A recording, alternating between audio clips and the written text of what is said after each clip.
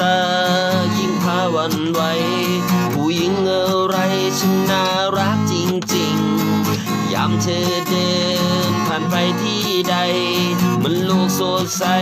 ไร้ความหม่นหมองรอยยิ้มของเธอทำให้ฉันอุ่นใจผู้หญิงอะไรตรงสเปคเหลือเกิน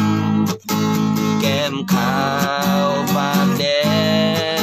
มีคนแย่งไปจีบหรือเปล่าโอ้แม่สาวตากลมควันใจของอายหน้าตาจิ้มริมพิมพ์เขาแทนน้องสาวนักเรียนมอคนนี้มีแฟนหรือยังอยากจะไปหาแก้วตาแอบพักคนงามติดตามไปทุกที่สาวนุชสีดันขวัญใจของอายงามแต่ละอายอยากจับอยากบายแต่กะยันใหญ่เพื่อนไหมเอาค่าดองก็นำจากคราวได้บอกผู้สาวเน็ตไอดอน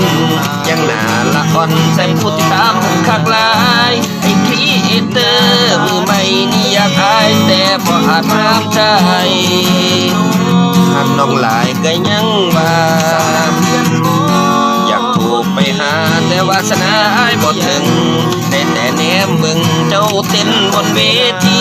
ถ้าได้เจ้านั้นมาเป็นแฟนคงสิดีแต่มันติดตรงที่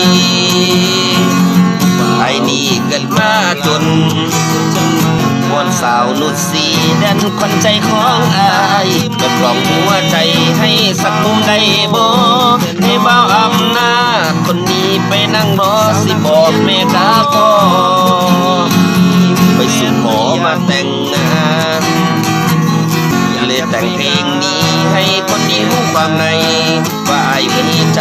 วอนเจ้าให้สงสารเพื่อแชทเนี้ยล่ะอย่าปล่อยไว้ให้ดุนนานมันสิเป็นสภาเปิดอาจหัวใจอายแทนน้องสาวนักเรียนมอคนนี้มีแฟนหรือยังอยากจะไปหาแก้วตา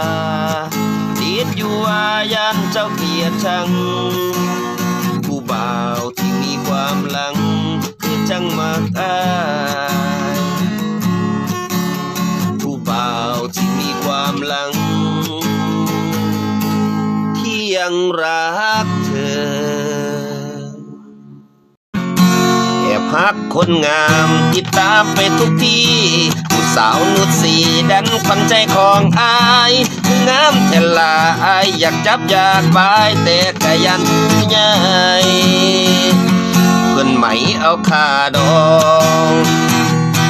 ก็นำจากคราวได้บอกผู้สาวเน็ตไอดอน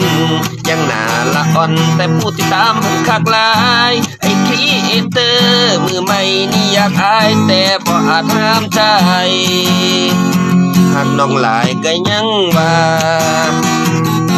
อยากถูกไปหาแต่วาสนาอายบ่ถึงได้แต่แนมเบิ่งเจ้าเต้นบนเวทีถ้าได้เจ้านั้นมาเป็นแฟนคงสิดีแต่มันติดตรงที่ไอ้นี่เกิดมาจนวอนสาวนุชสีแดนขวัญใจของอายเปิดกล่องหัวใจให้สักมุมได้บ่